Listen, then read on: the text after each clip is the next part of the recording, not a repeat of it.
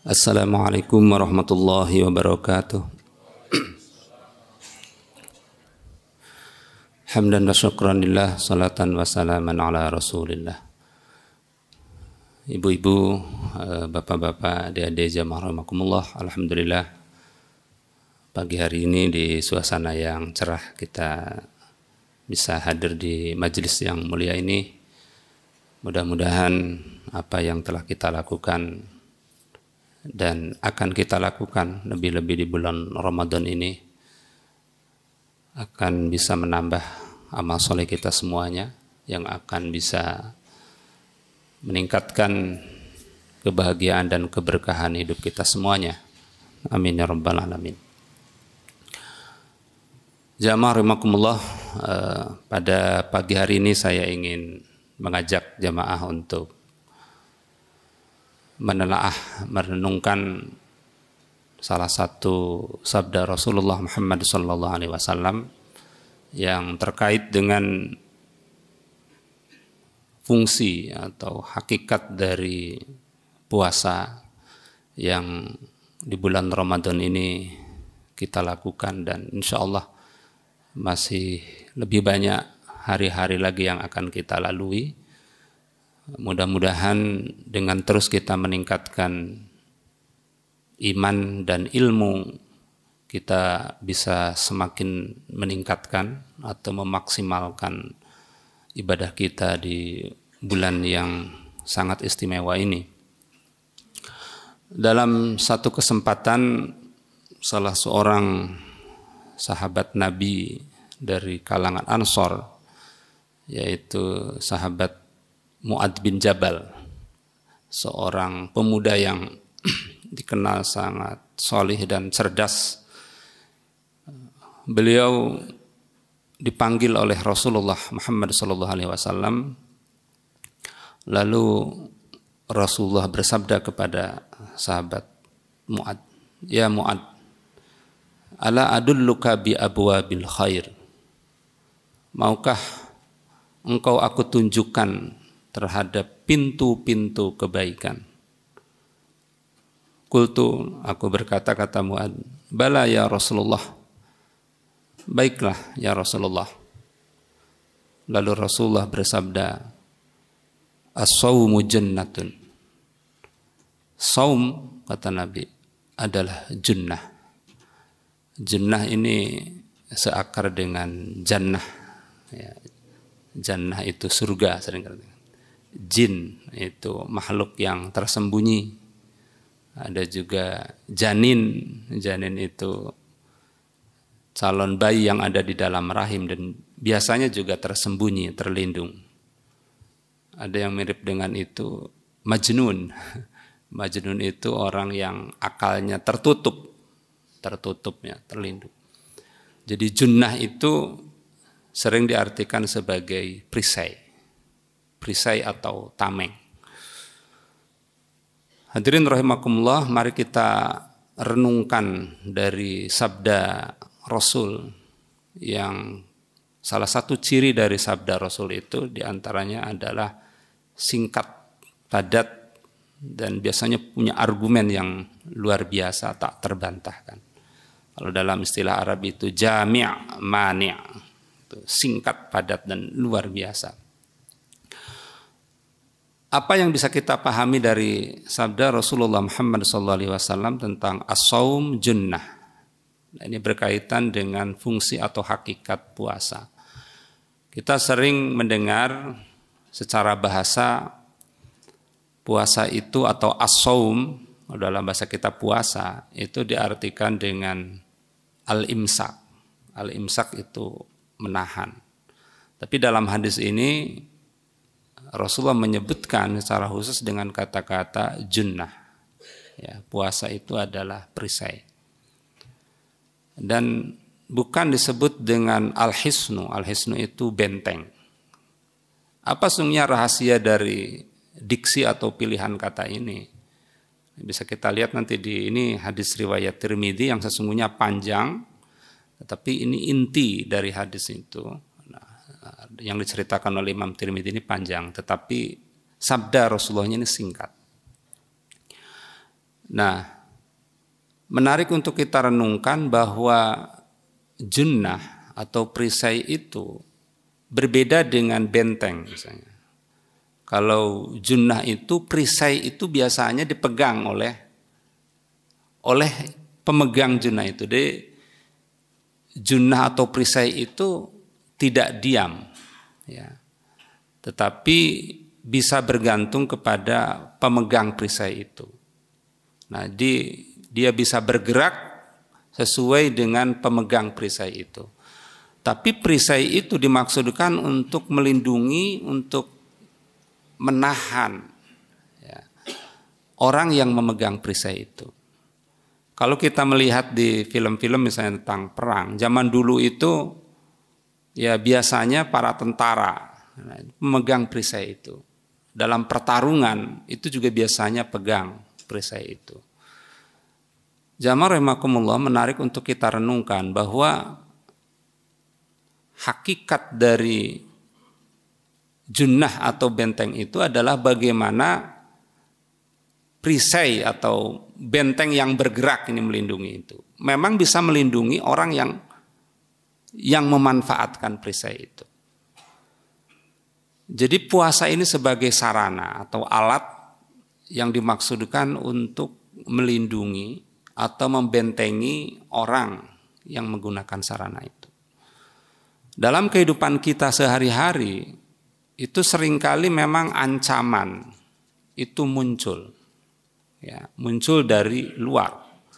Atau kalau kita maknai lebih luas lagi, benteng yang akan membuat jebol pertahanan itu, kadang-kadang musuh itu juga dari dalam. Jadi sesungguhnya substansi dari hadis ini, ya puasa itu adalah pelindung, ya, penjaga orang yang memanfaatkan alat itu. Nah, jamaah rahimakumullah, sekali lagi menarik untuk kita perhatikan. Jadi dalam kehidupan ini bahaya-bahaya itu akan selalu ada. Ya. Bahaya dari dalam, bahaya dari luar itu akan selalu ada dalam hidup ini. Nah, oleh karenanya dalam mengatasi bahaya itu memang diperlukan ada perlindungan diri. Allah Subhanahu wa taala itu menciptakan sebuah sistem yang luar biasa, yang manakala sistem itu kita ikuti, kita jalani, maka insya Allah kita akan menjadi orang-orang yang terjaga atau terpelihara.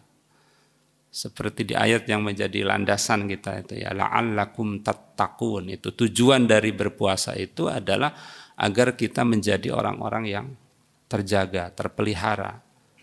Tatakun itu sendiri sesungguhnya kalau lihat dari asal katanya kan dari kata waqayaki wikoya, menjaga atau memelihara. Jadi orang yang bertakwa itu adalah orang-orang yang bisa menjaga atau memelihara dirinya. Dan proses itu harus berkelanjutan, berkesinambungan. Makanya ungkapan yang digunakan dalam Al-Baqarah, surat Al-Baqarah ayat 183 itu dengan fi'il mudhari.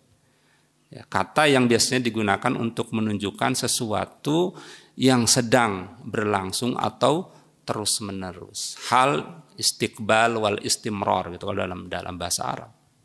Jadi takwa itu bukan berarti capaian ketika kita sudah meraihnya lalu berhenti, tapi takwa adalah proses dinamis yang terus menerus. Karena memang takwa itu ya yang itu merupakan buah dari keimanan itu akan mengalami fluktuatif, ya, naik turun. Iman itu fluktuatif. Al-iman yazid atau yazdad wa yangkus, kan kayak begitu. Maka sesungguhnya dasar yang sangat penting kalau kita bisa atau ingin meningkatkan ketakwaan itu, maka yang sangat mendasar itu adalah iman yang harus terus kita tingkatkan. Maka di awal ayat itu sesungguhnya yang ditegaskan itu adalah ya ayyuhalladzina amanu, wahai orang-orang yang beriman. Nah, sesungguhnya Allah tidak membedakan imannya seberapa banyak. Siapapun yang beriman dipanggil di situ. Ya. Tapi pada saat yang sama sesungguhnya lewat kata-kata itu kita bisa mengambil aspek yang sangat penting bahwa memang landasan yang sangat penting itu adalah iman. Nah, iman itu adalah keyakinan. Nah, maka sesungguhnya kalau kita ini ingin memaksimalkan berbagai ibadah kita di Ramadan ini, insya Allah masih banyak hari ke depan, mudah-mudahan Allah masih memberikan kesempatan pada kita. Nah, ini kekuatan iman dan ilmu ini akan sangat menentukan bagi kita semuanya. Nah, jadi perisai tadi sesungguhnya itu akan sangat bergantung kepada iman dan ilmu. Jadi kita kuatkan keimanan kita, keyakinan kita. Berarti kalau kita menguatkan keyakinan, kebalikannya apa? Hal yang meragukan itu kita singkirkan. Nah, dalam hidup ini sesungguhnya kalau kita lihat, tidak selalu yang baik-baik yang harus kita perhatikan, yang harus kita tuju. Tapi juga perlu diperhatikan hal-hal yang buruk, yang bisa mencelakakan kita, menggelincirkan kita. Nah, maka perlu dikendalikan itu. Jadi kalau saya buat ilustrasi ya, kita mengendarai kendaraan itu ngegas terus kan kayak begitu ya, terus ke depan terus. Nah, tidak dikendalikan, ini akan sangat berbahaya. Maka puasa itu ya diibaratkan itu semacam kendali. Kendali penahan diri. Maka sering diartikan juga puasa itu sebagai kendali diri atau menahan diri. Nah, jamaah rahimakumullah, sekali lagi ini sangat penting dalam kehidupan kita. Nah, apa yang perlu kita lindungi, kendalikan diri itu dalam hidup, sesungguhnya organ-organ tubuh kita yang ini merupakan alat untuk mengekspresikan apa yang ada di dalam otak kita. Jadi memang yang sangat penting itu tadi mindset kita sesungguhnya. Iman dan ilmu itu adalah nutrisi mindset kita, otak kita. Otak ini menjadi penggerak dalam kehidupan kita.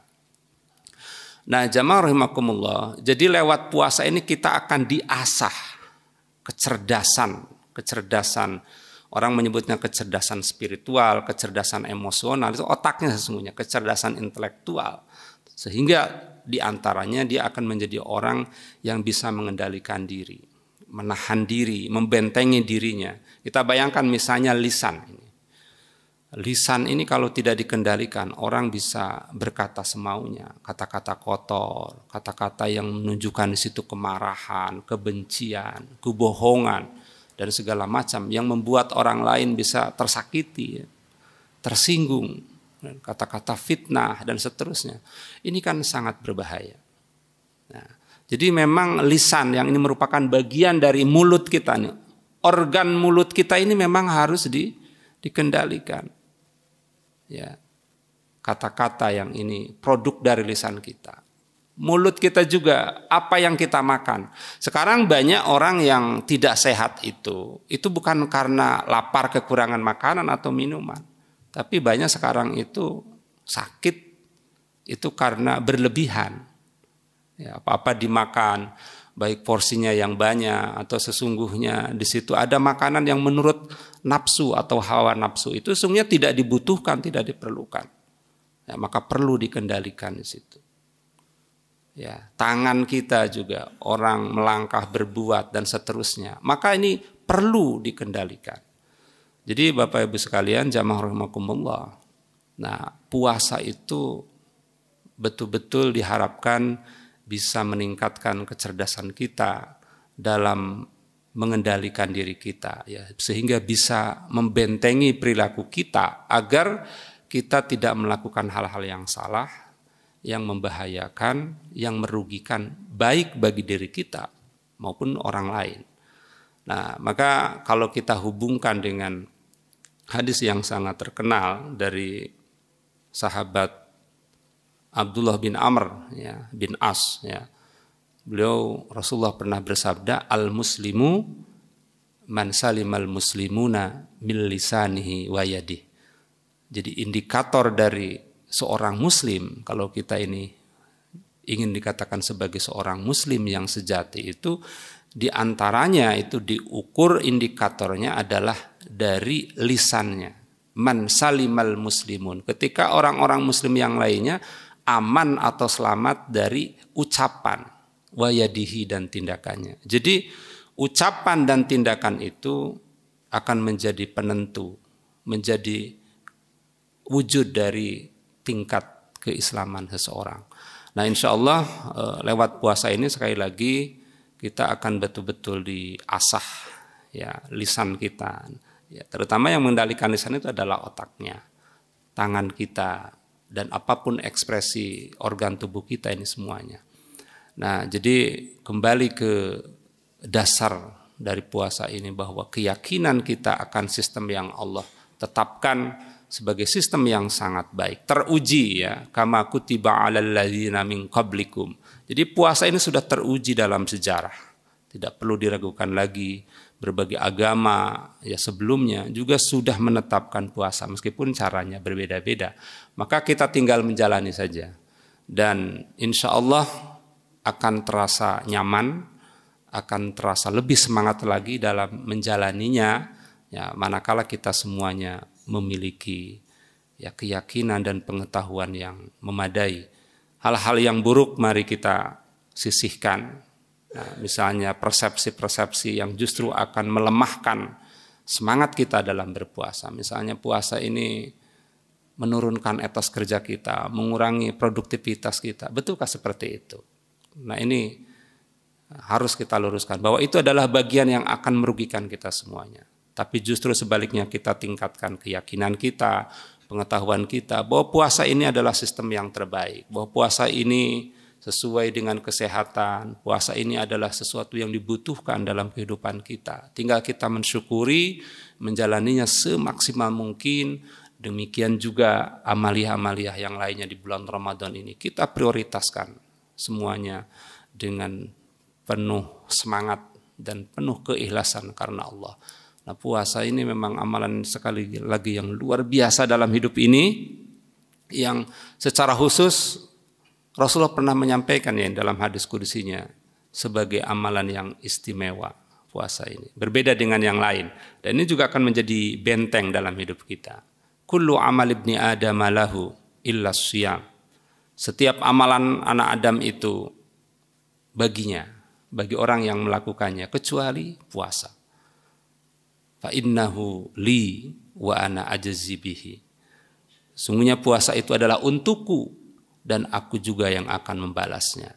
Ini menunjukkan bahwa lewat puasa ini kita akan menjadi orang-orang yang ikhlas, yang dalam melakukan itu akan terbebas, akan tersisihkan dari berbagai motif duniawi, dari kepentingan-kepentingan manusia misalnya.